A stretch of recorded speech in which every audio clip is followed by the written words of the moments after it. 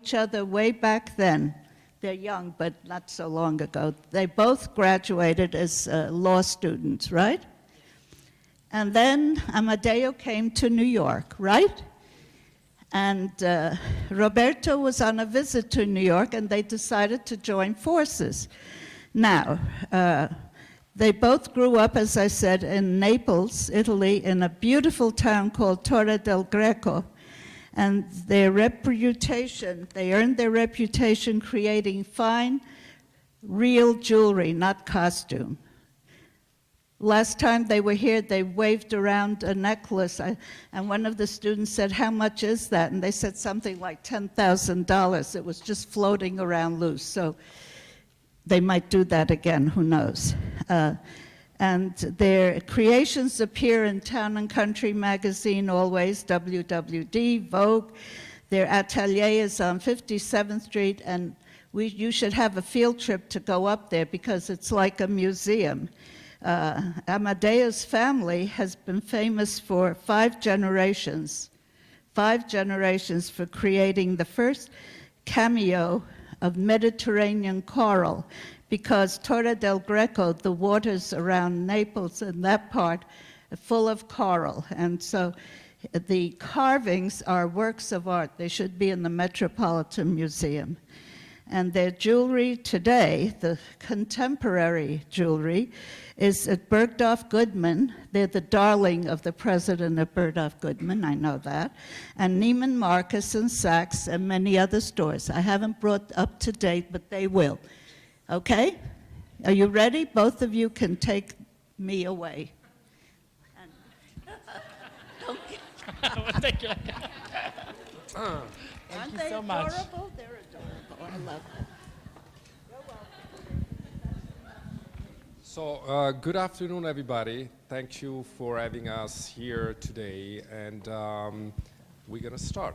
So, we're going to show a video that a European TV called Lux TV did about us recently, probably 6 months, 8 months ago. And it's interesting to watch this video because it gives you really a quick overview of what Faraone Menella is about. P.S. is Roberto, I'm Amadeo. Just to give you the idea. That's true. Enjoy the show. Like many beautiful stories, it all began in a New York coffee shop when 2 friends sat down and decided to start a business. Faraone Menella is a smash success. Their modern take on classic Italian jewelry is now distributed by only the best American luxury retailers.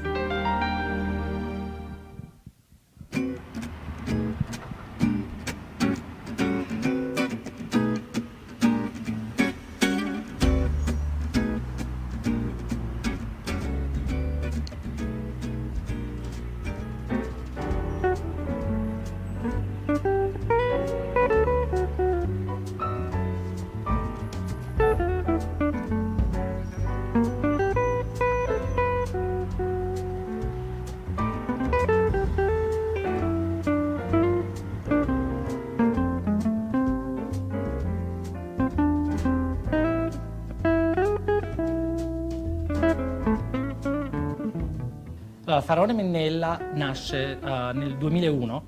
Faraone Menella began in 2001 from a simple idea. 2 friends who wanted to create a line of jewelry which wasn't already present on the American market, a collection of Italian jewelry in 18-karat gold, but very fashion-forward. Ma che fosse molto fashion-forward, molto trendy.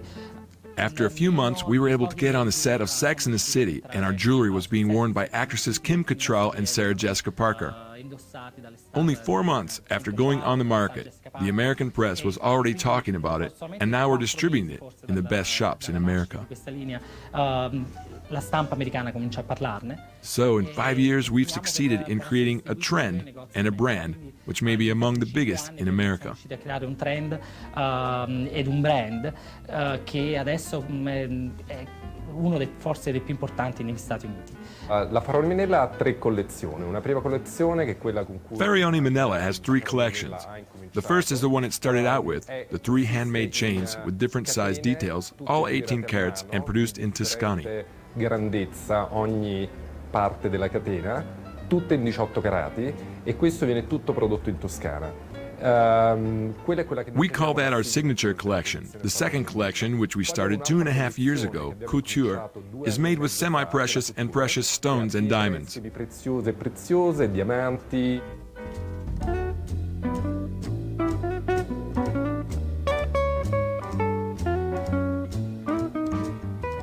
Il turchese è un altro prodotto che usiamo moltissimo. We use a lot of turquoise, especially on the Sleeping Beauty, which is a high-quality turquoise without fissures.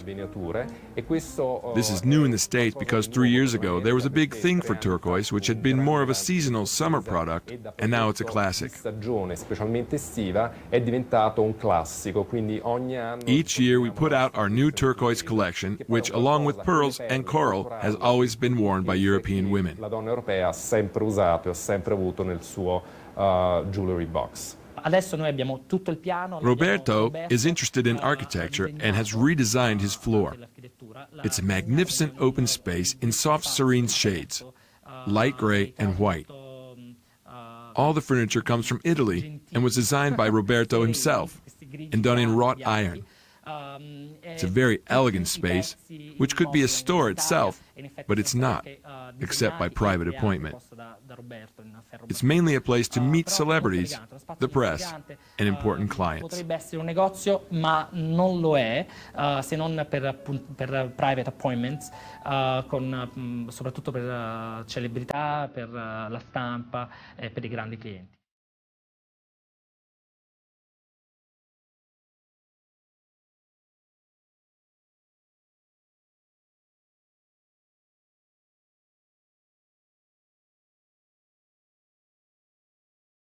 Il prodotto è fatto tutto in Italia, in Toscana per la precisione, ad Arezzo. Everything is made in Italy, mainly in Arezzo in Tuscany. Everything in 18 carats, typically Italian craftsmanship, but with an international sense of style. Italian craftsmanship is the best in the world. You can't get these products anywhere else.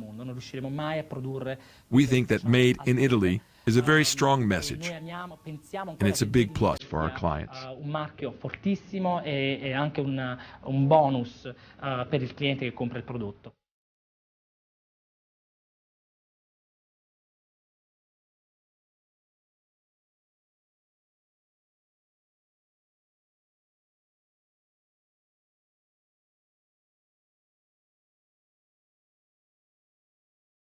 Sono pezzi costituiti da pietre. The pieces are made from magnificent, unique stones. The price of the jewelry can range from $10,000 to $500,000. They're all unique, very luxurious, sold in few stores in the world, such as Bergdorf Goodman in New York, Caroline Herrera, or Harvey Nichols in Dubai. Bergdorf Goodman in New York, Caroline Herrera, or Harvey Nichols in Dubai. What characterizes the Faraone Menella brand is its distinct international flavor and its refined taste. We want our product to be recognizable and known not only in New York and Saint-Tropez, but also in Moscow and in Tokyo. A New York, come a Saint-Tropez, come a Mosca, come a Tokyo.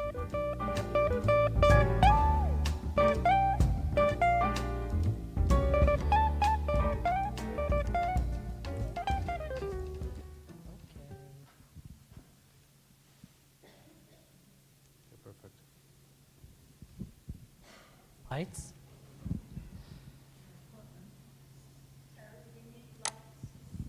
So now you have a little overview of our company. So our company started in 2001. What is interesting about is that we started, I was right after college. I went to Parsons School, but I took a lot of classes at FIT as well. And after I graduated, I was always in contact with Amadeo, who was here taking care of his family business, always involved in jewelry, but coral and cameo.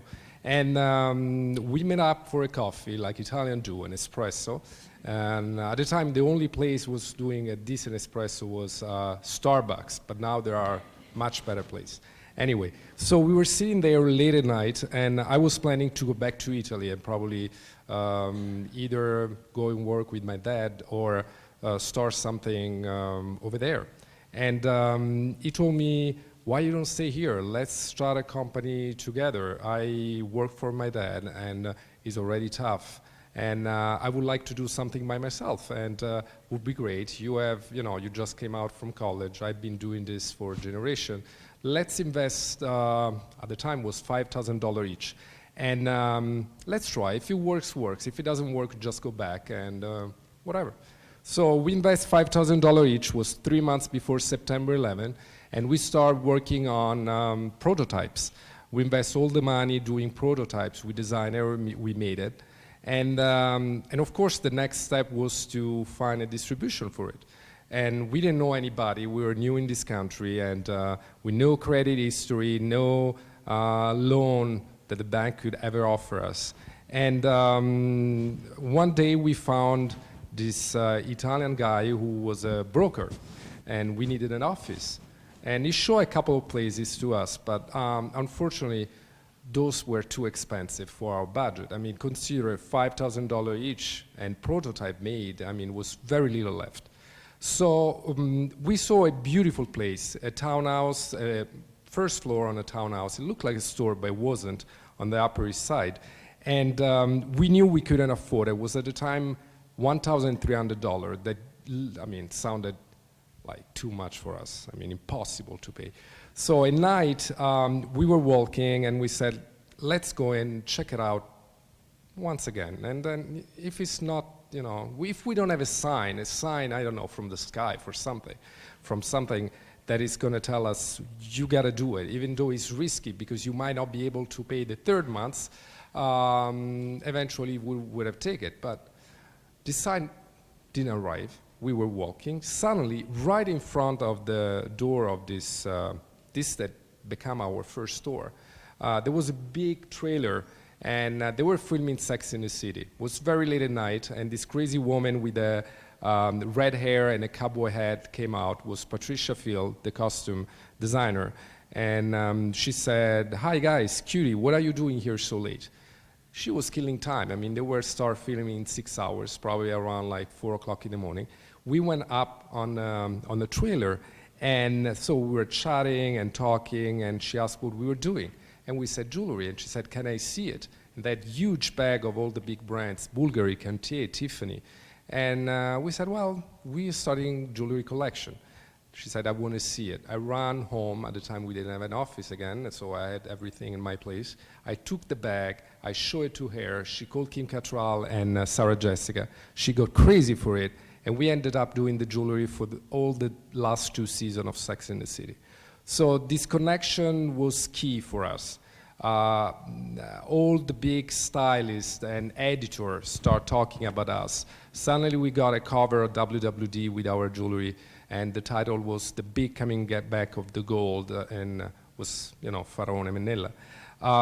Fashion director for departments from department store like Nieman-Marcus called us and they said, we heard so much about you. There are pieces on Bazaar, on Vogue. We don't know who you are. We want to meet with you. We want to see the product. So we went there, we met with them, and they said that the product was too European, too modern for the American market, because fashion jewelry at the time was just something mainly done in silver with a big name like David Yurman or others. And nobody has done fashion jewelry. And most of what you saw right here was probably our couture collection, not the signature, which eventually I will show you later, which was very innovative at the time because it's still precious, it's still 18 karat, it's still precious stone, but the approach is almost like fashion and modern and young. And they loved that about it. They were just afraid it was a little bit too much for this market. And so they said, let's hold on it. Let's meet again later on. It was already 6 months we were in business. We were kind of worried. September 11 happened. The economy was not the best ever. And suddenly they all showed up at our showroom and they did the first buy for the collection. Was for 3 stores. Now we are way up in stores in Neiman's. We sell at Saks. We sell at Bergdorf Goodman. If you happen to be uptown, I know that when you're a student, you live down here. I've been a student too. You rarely go up there. But if you do, You can check it out in Bergdorf, and we have probably the largest space real estate-wise. They're building us a boutique, and now they move us in a different section, but you will see it's a very impressive presence.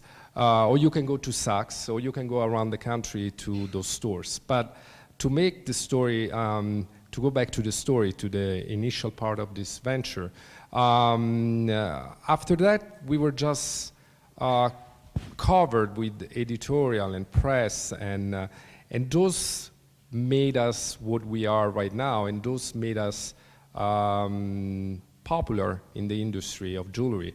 But that's not enough. I mean, once you get the name out there, which sometimes is out of luck, I mean, you meet the right person like Patricia Phil, then sometimes they stay friend forever. We did the jewelry for The Devil Wears Prada. We are working on Sex and the City, which they finished filming in December, and we will have a lot of jewelry in that movie. So now we're doing Kashmir Mafia and Lipstick Jungle. We're doing the competition. We'll do it all anyway. And but then the product is important because it's got to speak for itself and has to sell. When you get discovered, when you start a business, department store buyer, stylist, and fashion director, which are the people you will talk to whatever you start something in design, they will love you because you're young and you are new and you are probably innovative. What you're going to encounter later on is going to be one word that is scary sometimes, and it's sales. You can do the most beautiful thing, but after a while, they gotta sell. And this is a challenge that every design finds, and either in that case you hire a business person, or you gotta learn, and that's what designers are learning every day more, to be a business person yourself. So understanding really what sells, what people like, why they like it, how to sell it better, how to adjust to what is the market out there. And I'll let Amadeo go in the specific of it. Right in the middle. I don't know what to take. But it's right. I mean, you actually have a great advantage compared to us because you are studying some very specific subjects that we didn't. Hold on.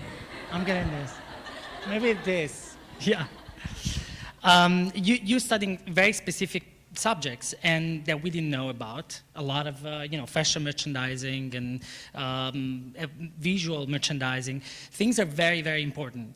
And we had to learn while working, learning most of the time from the buyers from department stores, what a PO is on purchase order, or how to, do a distribution for all doors and budget all the production. That's something that's very important. So the technical subjects that you're studying at school at FIT are so important that we now understand the importance by hiring people from FIT or Parsons and who have this kind of education. So basically, what I'm trying to say is that you're like learning a business, whether you're going to be in business on your own and you want to, try to be adventurous and start your own business, because it's not an easy thing.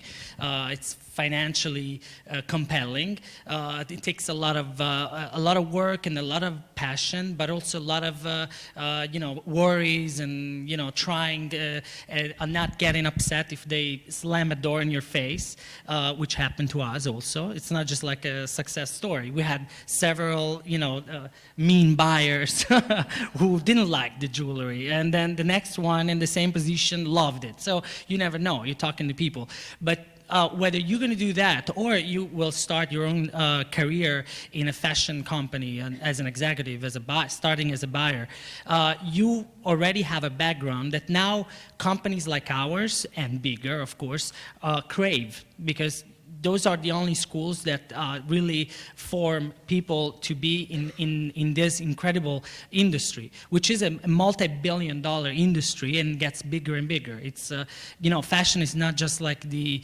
glamorous word of a glitzy world. It's a huge industry that includes clothing, where it includes luxury, soft luxury or hard luxury, and it's now expanding to a lot of other things in what it's called the luxury luxury lifestyle.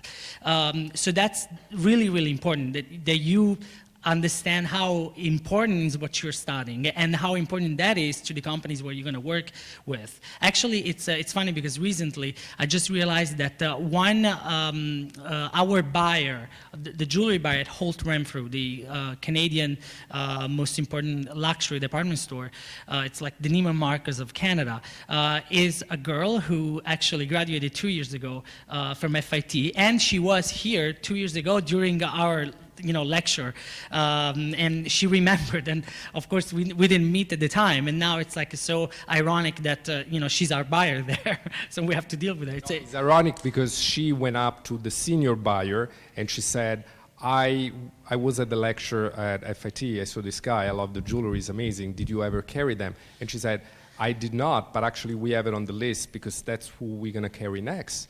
And so it was just a coincidence, was very funny. But what Amadeo, is trying to is telling you guys is that you really, when you are in school, sometimes you tend to consider certain things not so important on what you're studying, but really when you're gonna go either on your own or you're working for somebody as a buyer, everything is gonna be important. You gotta know what these people do, where they go out, what kind of lifestyle. You need to understand everything about them to make sure you know what the product they're looking for. Because again, you can do really pretty thing, but at the end of the day, if this product, as pretty as it is, it's not distributed in the right store, or you can do one little mistake, like selling a product to Bergdorf and then suddenly to a mom and pop store near the corner, and then eventually Bergdorf will decide not to carry it anymore, or the client that you created will decide not to purchase your product anymore.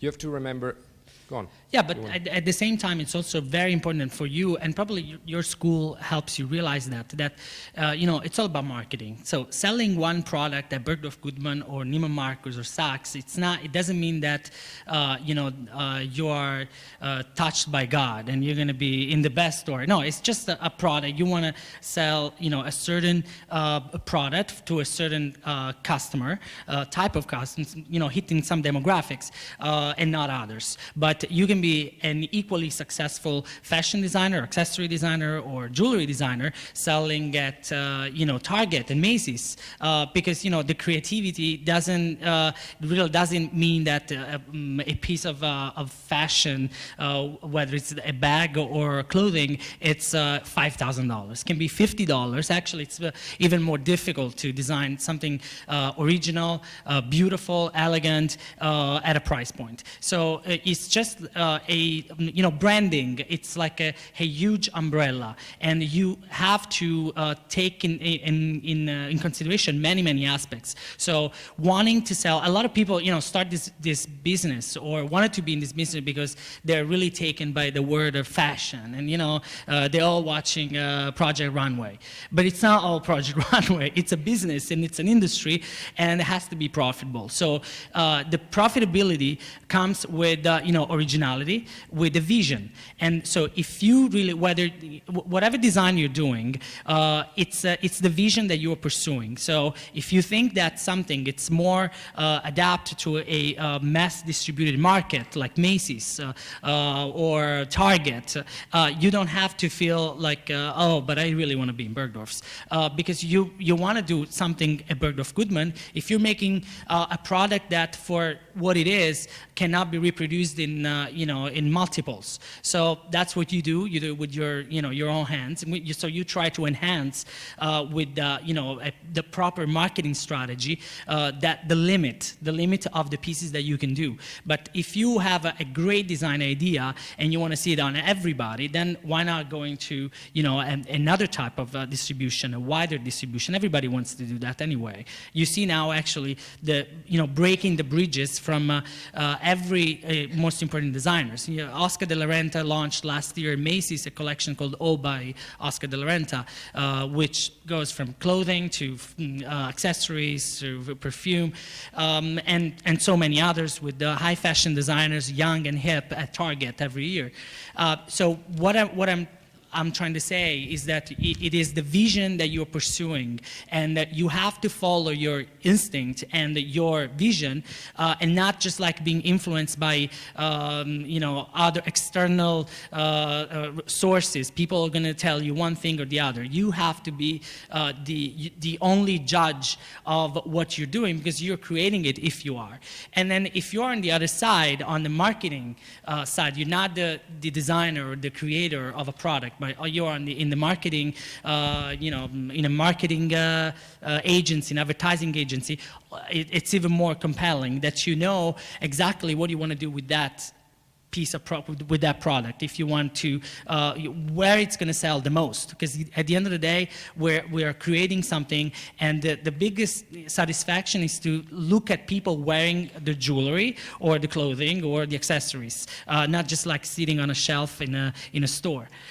So that is the most important thing. And I believe that FIT gives you this incredible power, the knowledge of all these several aspects that you study, and all together will help you understanding what branding is and marketing is, especially today, that everything is about marketing. In fact, every time that we are asked how we reach this kind of success for what we did in 5 years, everybody expects one answer. Is it because of Sex and the City, or it's because of Bergdorf Goodman? It's because, and sometimes we say yes, oh yeah, it's because of Patricia Field. But it's not just that. It's every single thing that we put together because we wanted it to sell at Bergdorf Goodman. And in order to sell to Bergdorf Goodman, we had the product to be advertised, or at least edited in the pages of Vogue and W and Town and Country, and maybe not in People magazine. So you always have like one choice and a couple of options, and one is the right one and the other one is the wrong one. So if we sold in another department store and wanted to do incredible quantities, then yes, we wanted to have the attention of People magazine and maybe the Look from In Style, or other more mass magazines. So it all depends on what you want to do. I remember one thing, that when Roberto and I started, we knew exactly what we wanted. We knew what the look had to be in the jewelry, but we knew that we wanted to sell at Bergdorf Goodman. It was probably, just a dream, but we wanted that, so we worked towards that idea of marketing, of that one target. To the point that it was really strange. Like when we started, we would it was summer, and we would have an ice cream and go and watch the visual the visual staff of Bergdorf doing the windows every night around midnight. They do the windows for the next week, and we're watching them, dreaming to be sold in that store. So now we complain that maybe sometimes the jewelry is not in the window. So we have to go on and push that. But that is what you have to be in order to succeed. Just be focused on what you want and where you want to be, and then put everything together. The PR, it's extremely important, the PR strategy. The overall marketing, advertising, it's important too, because it's like a give and take. The editors help you on one side, but then you want to show a little bit of appreciation to the magazine by advertising in their pages and not in other magazines. And then the type of jewelry, the price point, the other stores in the other markets where you want to be, because the same type of customer, of shopper, really they're like they travel in pack. So in Beverly Hills or New York or Paris, they shop in the same stores, and they buy the same jewelry, the same bag, the same clothing, the same shoes, and they stay in the same resorts, and they travel with the same airlines. So it's a whole vision of lifestyle. That's about it. Now your questions.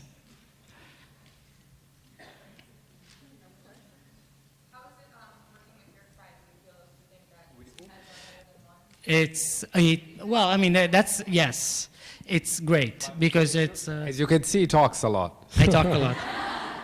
One has to. Have you ever worked with dichroic glass in your creations? With what? I'm sorry? No, but I heard about it. No. Wow, Wow. I actually know a jewelry designer in Italy who's doing something like that, and she showed me, and it's very beautiful. It's very interesting. To make one jewelry, how many sketches did you do? How many sketches? Well, to make one piece? Well, it depends. I mean, it depends what we do. We didn't go in detail, but basically we do three collection, but they are doubled. Basically, there is Faraone Menella signature, which is the chain, the hoops, is the classic, and it's just gold. And then there is part of the collection you saw, which is couture, even though they were mixed together, which is just semi-precious, precious stone, gold, and diamonds, which is more like, you know, like the big necklace the girl blonde was wearing. And then we have the Carolina Herrera collection. We were asked 3 years ago by Carolina Herrera to design her jewelry line for her stores. So there is the line is called Faraone Menella for Carolina Herrera. We also do the runway show with her. And so the stores carry our line. And each piece is made to match their gown in the new collection. So for instance, they come up and they say, okay, the team is equestrian or the team is something, and we have to work and imagine something that can work with those clothes. So those are also like couture in the sense that it's mostly stone and diamonds and precious stone. And so there are three collections, but those collections we have to do it summer, spring, and then you have fall. It's exactly like fashion, the same calendar. Then we have the resort collection. So actually, there are 6 collections. When you do the sketches, sometimes you get it right and it's perfect and you just make it. Sometimes you don't even do the sketch. You just, we go off into Brazil to this place where there are all the mines, and you take the rough material and you imagine like cutting this, I don't know, aquamarine or beryl in an amazing shape, and you're like, from the shape of the stone, you just work around and create a necklace. So there is no need in that moment of a sketch, because the necklace is the stone. For instance, I show you something. I just took this month's press, so you can actually check it out later on. There is this necklace, okay, over here that is aquamarine, is 250 carat, and it's 100. That's a shoe. That's a shoe, but it's not 250 carat. It's this one over here. The blue that you see with the diamonds, well, those are 3 pieces. This is an editorial. So this is one piece that is not us. This is us, this big necklace over here. And that's all aquamarine, 250 carat, and diamonds. And it's huge. I mean, the picture is scaled down, but if you see it, it's really huge. And this is a couture piece. And in this case, we had to hand pick those stones, because they're not, I mean, we cannot do another one of this. It's one of a kind. We did it for our 5 years anniversary that was shown for the first time with a big party at Bergdorf in the restaurant upstairs at night.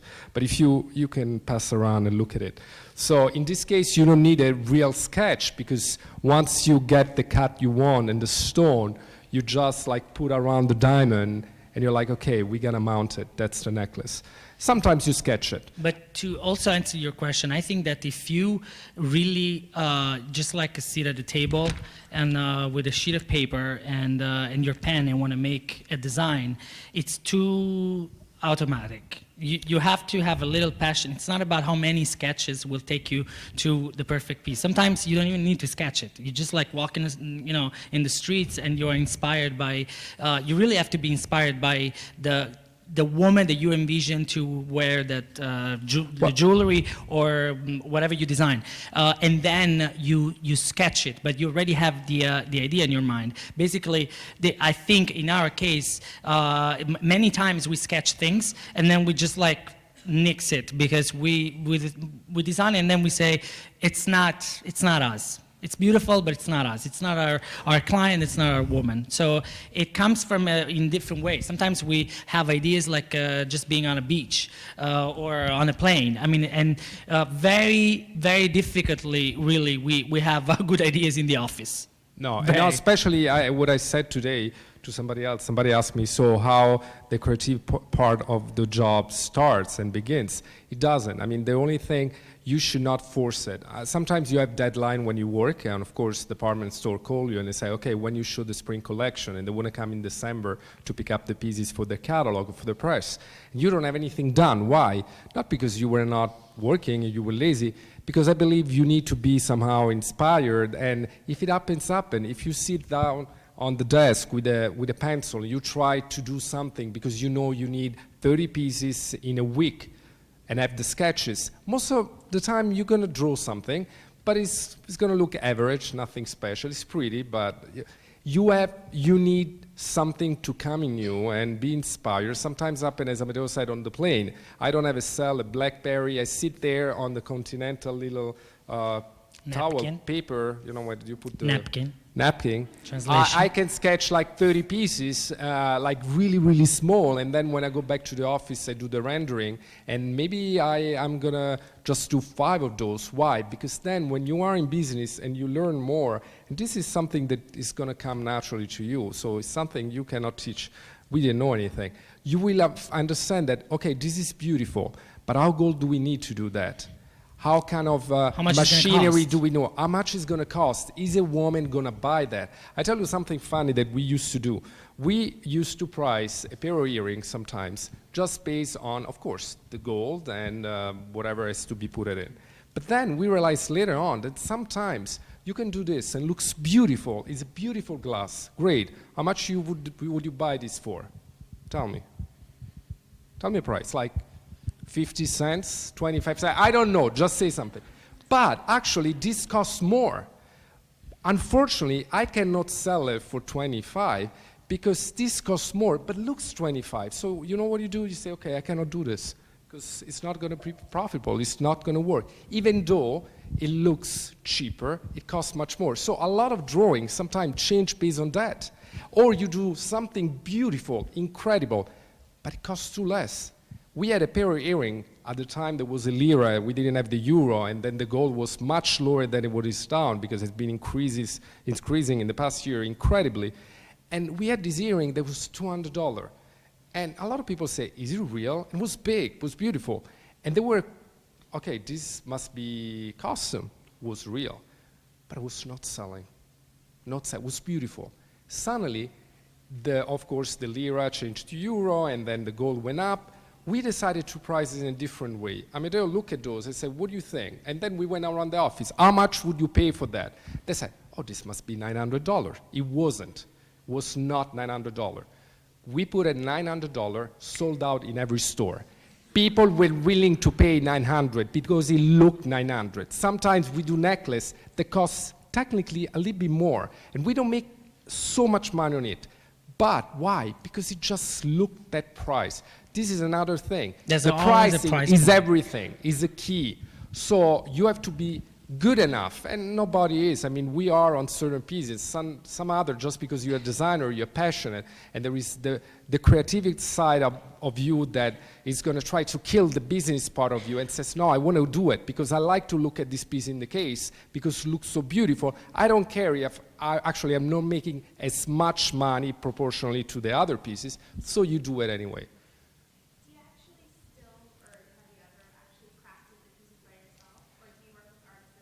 Well, we did a bit at the beginning. Now we have a workshop of 4 or 5 people. In the showroom that you saw is on 57 and 5th. We have one floor is just for press, another floor is just offices and workshop. So all the prototype are done there. Then all the gold line, the signature is the sample done in New York, are shipped to Italy, and they do the production. While all the Carolina Herrera in the couture collection, which is mostly one of a kind, the one is also in Bergdorf in another stores, is all done in-house because you have a much more control. You see the pieces changing and growing every minute in front of you, and also for the value of the stone. Sometimes you have to be the bookkeeper of the company too. No, it's serious. When you start your own company, then it's easy to say I'm a designer, and sure, that's the easy part. You know, that's the fun part actually. But you have to learn to wear a lot of hats because you have to understand about business. You have to understand about bookkeeping, selling, and marketing. So it all becomes one big job. I give you just one advice. Oh, I'm sorry, go ahead. Just one advice. I said it last time, but I said it all the time, that I meet somebody that asks us, you know, it's great, you did something amazing in 5 years, and we say all the time, the secret, if somebody asks us something, yes, the design, yes, maybe we were lucky to meet the right people, yes, the press love us and they feature all the time, but most of all, whatever you're going to do in life, you're going to be a buyer, you're going to be a merchant, you're going to be a designer, you should start with a big dream, with a big vision, and not think about the money.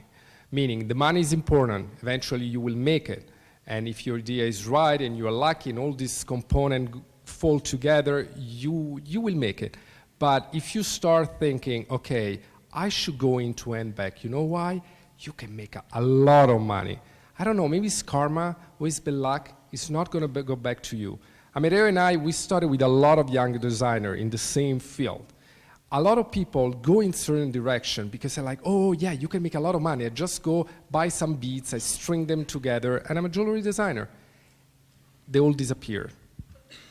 At the end, department stores kill you. Yes. Please. You should know.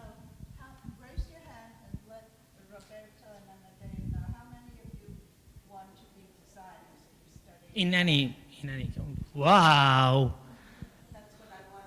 Wow. How many are merchandising marketing? Okay. 3 to 1. Any jewelry designers? Okay, good. Only 2? No, you. Yes. Yeah. That's very good to know. Great. Yes. Yeah, absolutely. A lot of designers and very little buyers. Should be the opposite, guys. I was wondering if you had done anything on the red carpet last night. No, actually, there's a reason. We don't do, and we have relationships with many celebrities and their stylists, but we never did red carpet, only a couple of times because we designed for Carolina Herrera. We have this collaboration. So sometimes when they wear Carolina, they wear. But the red carpet, unfortunately, right now has become a business. You have to pay the stylist, basically, in one way or the other, you will. Most of the celebrities get paid to wear the jewelry. And honestly, it's not even that. I mean, that could be a marketing strategy, you know, to pay Renée Zellweger to wear your necklace. The problem is that it's not our strategy and our final marketing idea, because we are lucky that we sell in the top luxury stores of the world. So our clients are, very wealthy women, very influential women, wives of, royal families, and so people who have a lot of money, and sometimes they don't really want to look like, they bought a necklace that J-Lo was wearing last night at the Oscars. Actually, it's the opposite. So they want the exclusivity. So we positioned ourselves and our brand towards exclusivity.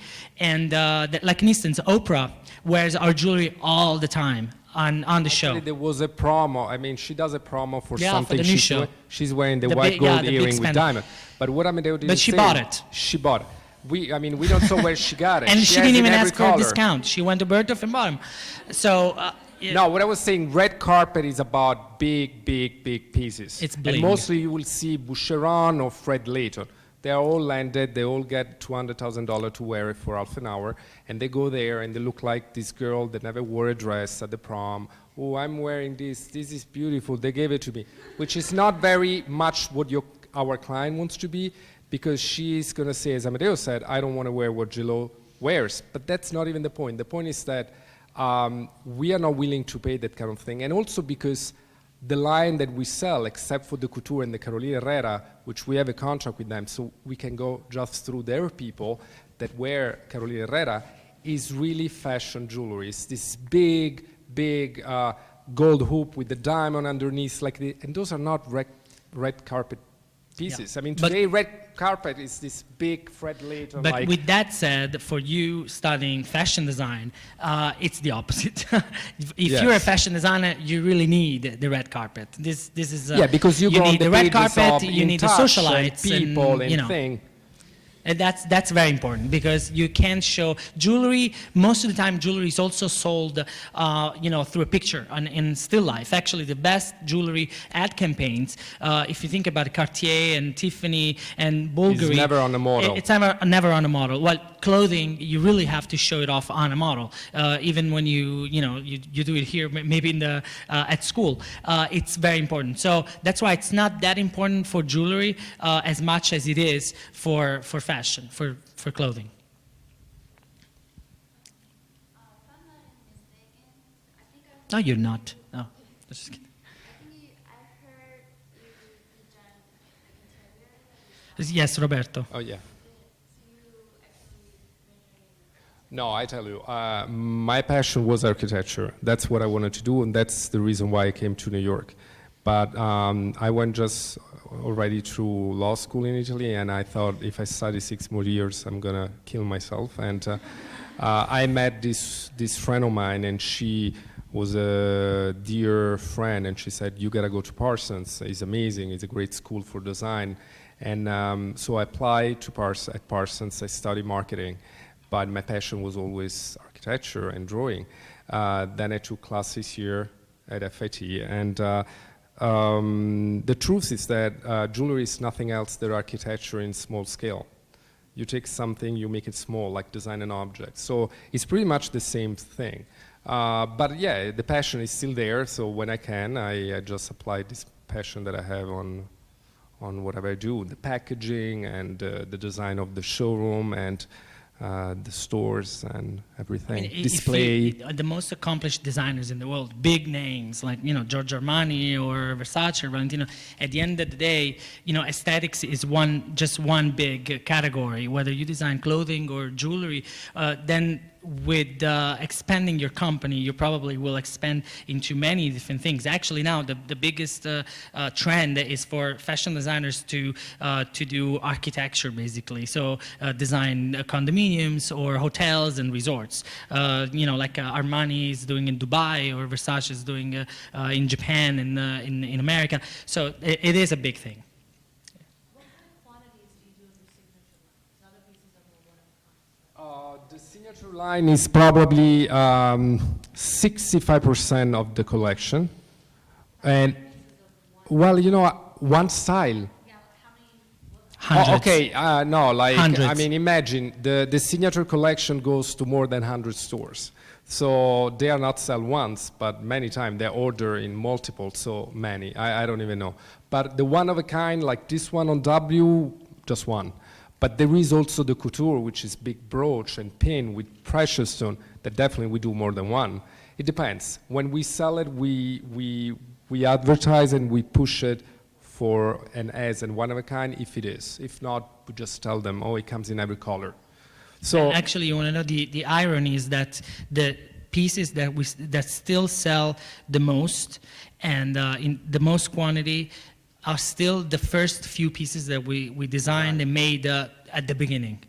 Still now, they're the best sellers. They're always the same. no, and it's funny because buyer come and we say, oh, we want a new, and we show the new, and they're excited and they buy the new.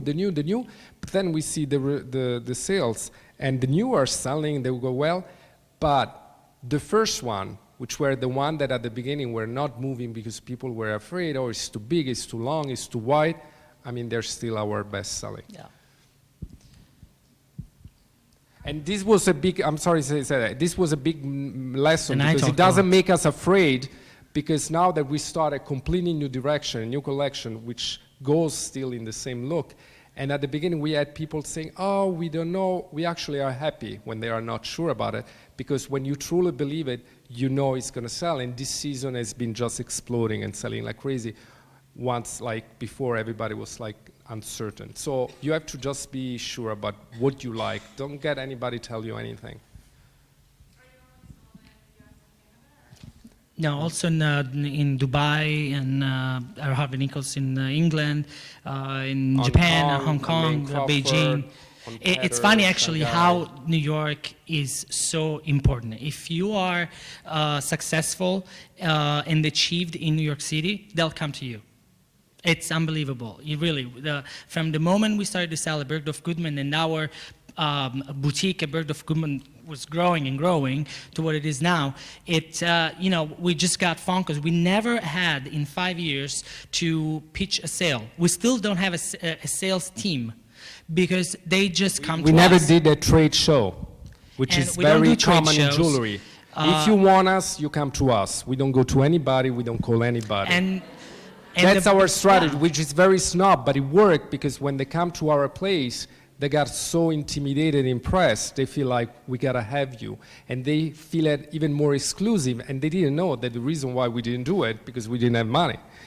But because we were so tough on distribution, we wanted to be in Bergdorf, Niemann and Saks as a starting point. And so we had a lot of stores coming up to us. We want to carry you. And we said no. Why? Because we didn't like the entrance of the store. We didn't like the case. We didn't like the face of the person that were selling it. Because we wanted to sell an image, an overall kind of luxury dream, fantasy. And now that we got into the store, everybody come out to us and they do everything on our terms. So they got to do the fixture the way we want it. They have to put the name the way we want it. And this has been tough for us because the first 3 years, we could have made so much more money and we were struggling. I mean, it was tough because, of course, those department stores didn't start in that distribution that we have now. I mean, they started with 3 doors. And if we were doing well, they were adding a 4th one. So it was really difficult, and a lot of other competitors, they just go wide, they sell to everybody. But, sometimes works, depends what you want to do. You have a vision of long term, do what we have done, probably is the best way, I don't know. But if you want to just make money and run, sell to everybody. But then you're going to probably hurt your name and your brand. Because when they find out that you sell to that kind of store, they're like, oof, I don't want you anymore. And for instance, we start selling you usually cannot sell in all the same store, like Bergdorf, Saks, and Barney's in the same city because they want exclusivity. We were able to do that just because at one point the sales were so good they could not say anything. But that's another risky thing. You got to be loyal to whoever help you, especially at the beginning.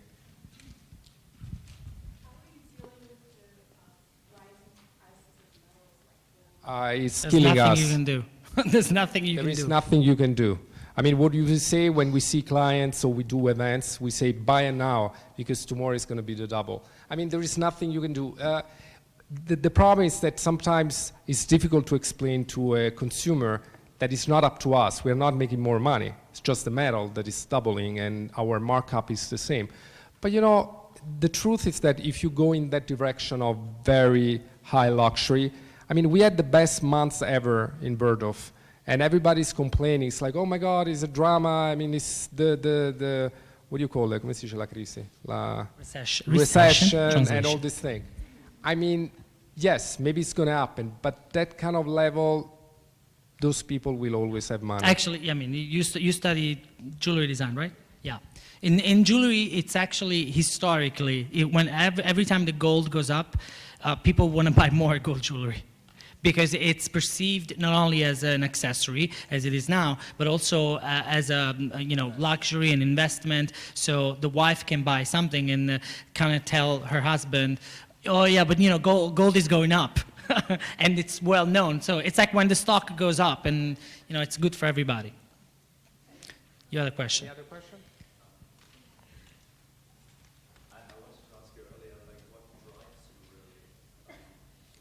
Very philosophical question. What?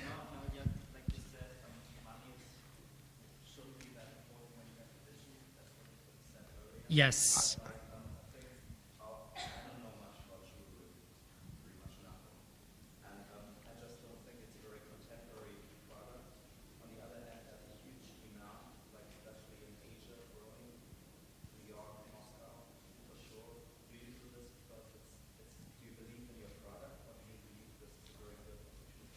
No, I think that, no, it's definitely because we believe in the product. We started because I had a background in jewelry, for one thing. I mean, my family's been in the jewelry business for 6 generations, although a very specific category, cameos, and handmade cameos, so more artisanal than, you know, fashion, high fashion jewelry. So that was maybe one of the reasons, and then we started together in this new collection. We definitely love jewelry because it's small, it's much easier to handle, and it's very architectural. You can be, I mean, you think it's not contemporary, but in some cases it can be very contemporary. Depends on what you want to do. But as everything, then once you have a company up and running and you want to make it profitable, you can't be that much, you know, contemporary and artistic about it. You really have to deal with, you know, a little bit of what people would wear. The other thing, I mean, I would say that everything now in accessories is a huge business. And if it was only for that, we would be doing already handbags and shoes. That's a much bigger trend than jewelry, and sells even more at this point, because a woman right now spends more on handbags and buys more handbags than a piece of jewelry, although they know that next year their handbag is not going to be kind of cool anymore, while jewelry stays what it is, and you know, it's an added value. I think what drives us the most, it's like just the creativity and to see this brand growing. More than the product itself. Of course, you have to be original and you have to create your own DNA in what you sell. But it's to see this brand that we created grow and expand. And that's the most beautiful part of it. Because, you know, we can all create everything. Everybody's able to create everything and anything. And everybody can be a designer. It's just like somebody does it better and appeals to more people, and somebody else does it maybe not as better, but it doesn't appeal to everybody. So when you get into this kind of game, then at this point it's like to appeal at most the largest number of people in that category. So it's beautiful to see this company that you created and this brand grow and expand. And what's the most important thing is that at some point you have kind of like to detach yourself from too much of the product and realize what branding is, you know, and what's under this umbrella. Because if you only look at the single, you know, individual pair of earrings or bracelet, then you're not going to see the big picture. And the big picture, it's another thing. Trust me.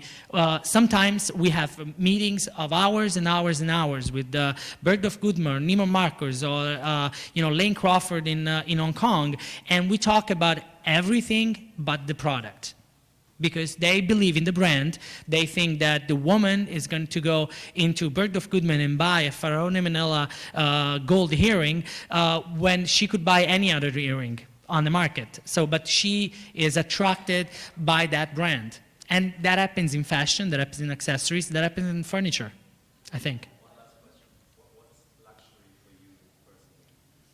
Wow. Are you from this school? You're a reporter.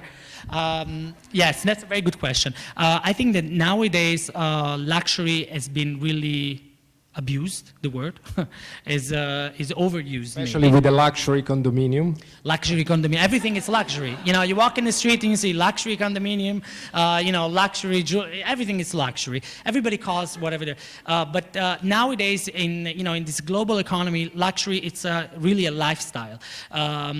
Unfortunately, luxury is really traveling in a private jet because it really puts you out of the misery of a little seat in a crowded plane and, you know, departing 6 hours later.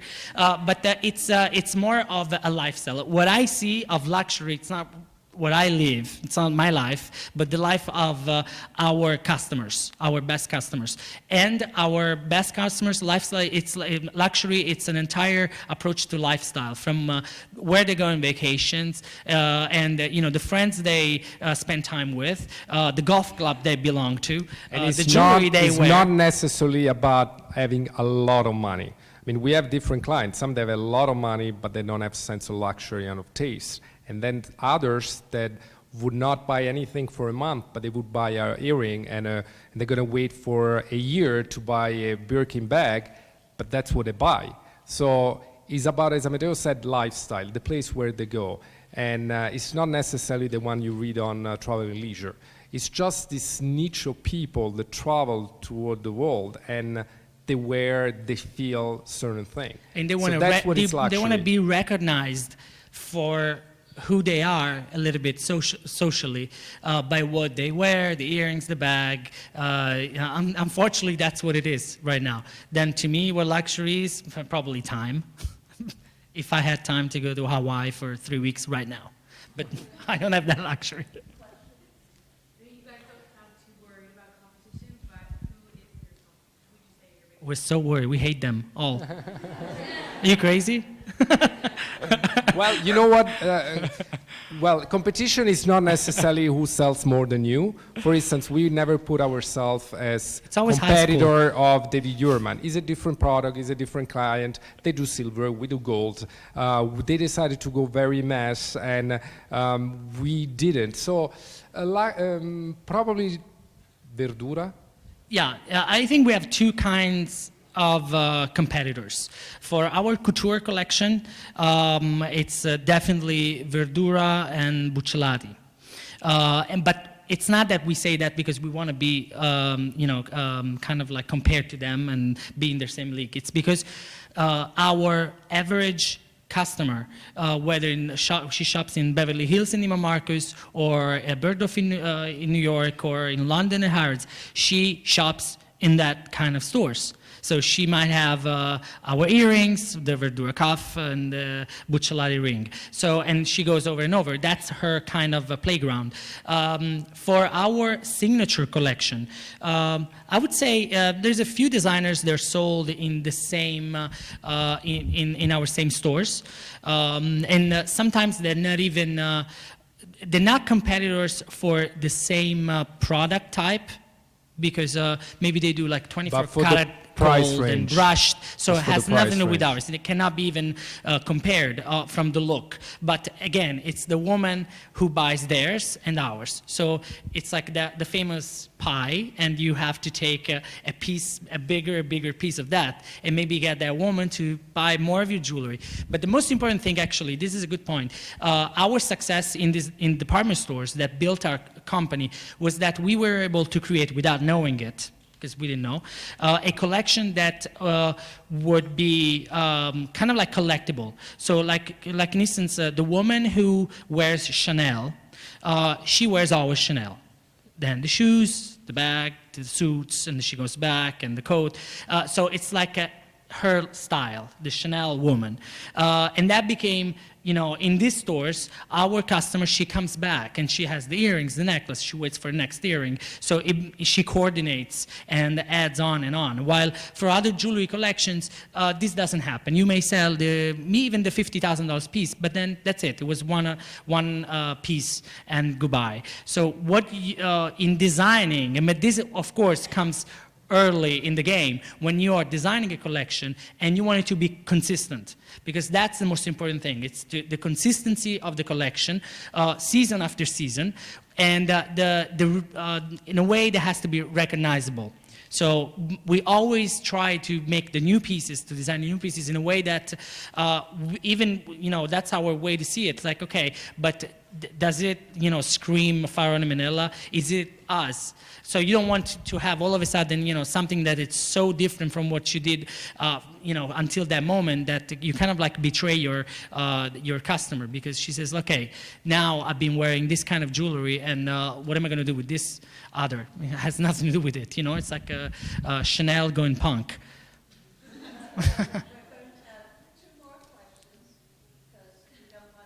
Oh, it's all right. And they can come up and thank you after. Sure, okay. I was just wondering if you had any problems with somebody or anyone not your jewelry. Oh, well, I just Yes. came this morning from a deposition, and that's why before I was saying, I said earlier, and then I remembered that I was not here. I was telling this to lawyers. Yeah, we have been. We have been by a lot of people, a lot. And we won against what's her name? QVC, Joan Rivers. John Rivers. QVC. She knocked Yes. off all our collection. And the crazy thing, she's so stupid that during the show, she was saying, this is the famous necklace. You know, these two Italian designers, they sell to this big In a store famous on big Fifth store on Fifth Avenue. Avenue. All the women from Madison Avenue wears it. And I mean, at that I was point, watching we live on sent my a letter couch one night. from a I lawyer. felt slapped twice on my face. Yeah, so yeah, she did. Nostrum Nostrum, yeah. went directly to our manufacturer in Italy with all our the photocopy of our website. Not knowing that it was our own manufacturer.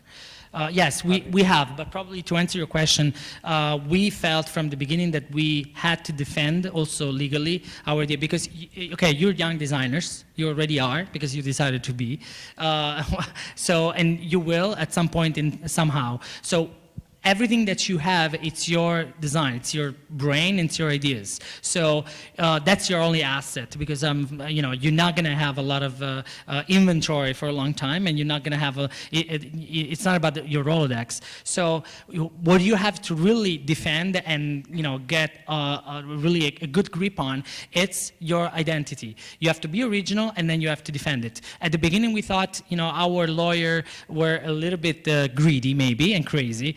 But we now understand that, and it's costly and it's painful because you have to go through a long process with mean lawyers. Usually they're all mean, and where they tell you, oh, you don't own that design, you didn't design, you never designed that. Why?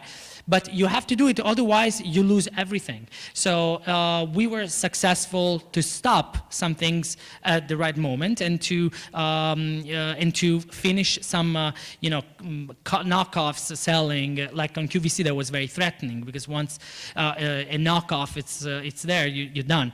But it's more of a principle. I mean, probably other people would have not done the same and spend $200,000 in 2 years of legal fees. I'm sorry, can I say something? Absolutely, go ahead. I think it's not principle, it's more than principle, because in the moment you have John Rivers selling your necklace that we sell all around the world at $5,000 retail, and she sell it at $19, it's very dangerous for your business, because that woman will never want to buy your necklace again, because it looks exactly the same, and she's going to feel like wearing something that is $22 that people buy it through QVC. So that's very risky. I mentioned this to a couple of buyers of department store, and they were afraid. They said, oh my God, maybe we should not buy it again. We wouldn't want that at the point. But it's our best selling. We were able to stop her, and so this was a good thing.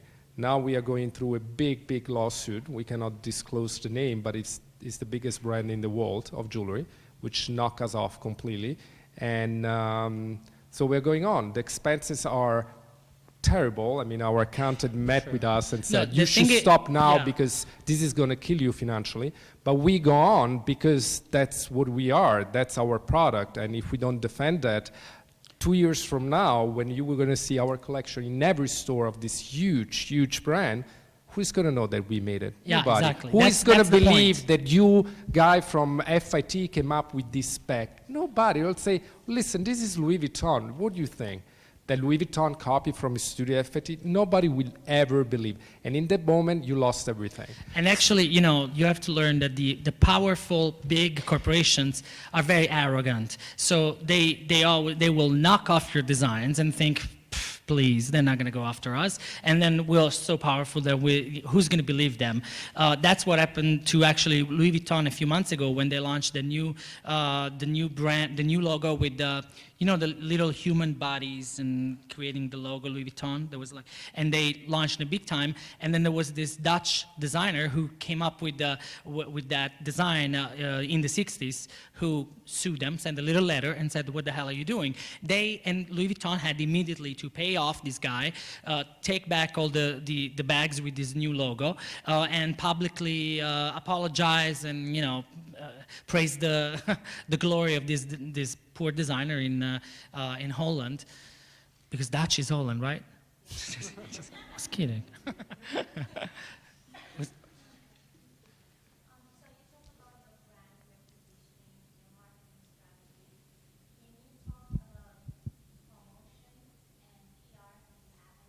Well, Well, PR, we interview a girl today, and she said, well, I want to take care of a little bit of PR and press and stuff, and then I can do some sales.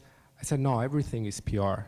PR is sales. When you talk to a lady and you talk about your brand, your necklace, what it's about, where it was made, and the dream and the fantasy about this product, she doesn't need a necklace. You are selling a fantasy. So that's PR, because you're talking about the brand. So for us, PR is a very broad terms. How we did PR at the beginning, coming from Parsons, they told me, you send press kit to the editor.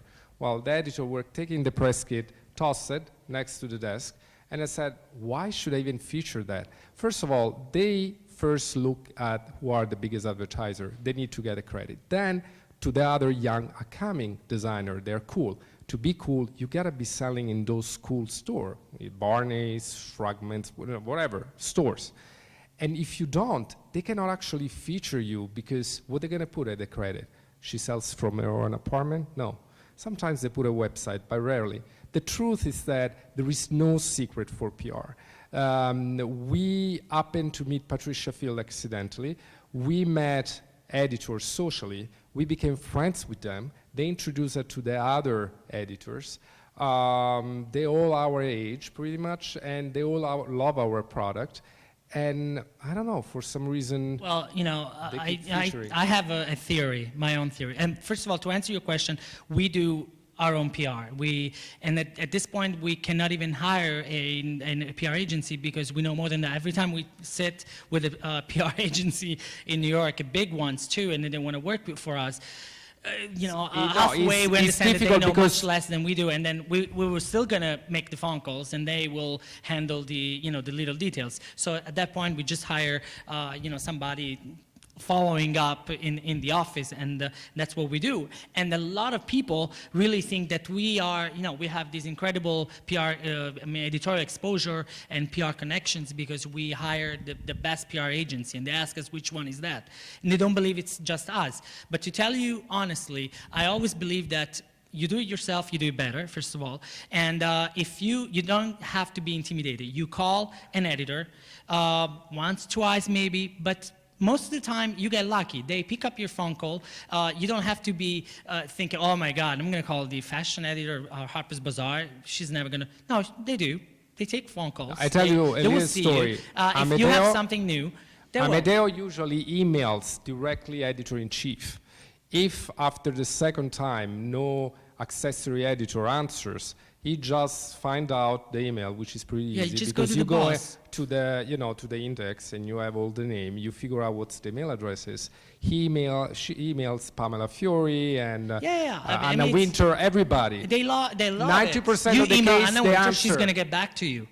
They answer. I know it sounds crazy. They answer. And actually, it's true, because if there's Proenza Schooler, the fashiin designers. They met Anna Winter in a plane, and they just approached her when they had nothing, and they kind of said, "Well, we're designing this collection, and we'll want to show it to you." And she did, because you have to understand something. And the editors on all magazines, they're extremely busy with their photo shoots, and no, it's really bored, because they have to come up every month with something new. They have a so load if you do the of job for information. them, they're happy.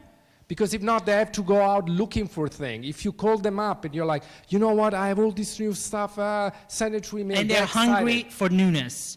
Do you imagine if you're an accessory editor of any of the major magazines, and every month you have 200-300 pages of the magazine to fill with shoes, handbags, clothing, jewelry, fake jewelry, new jewelry. There's no way that you can do it, by deadline. So they in a way, they get lazy. So they either go always to the same places, that they know, the designers. That's why you see so much of a lot of designers. Or they are hungry of new things, and new designers, new ideas, new products, original products, and they will use it and they will feature it. That's the best kept secret, probably. You don't need to pay big bucks to a PR agency. Okay. That was a quick closing. You don't need a PR.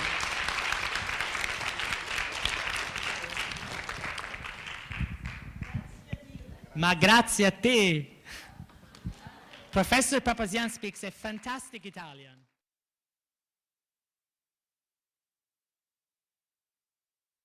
Saturday. The prior day was a Friday, but end of school week, and it's just him and his friends doing things, and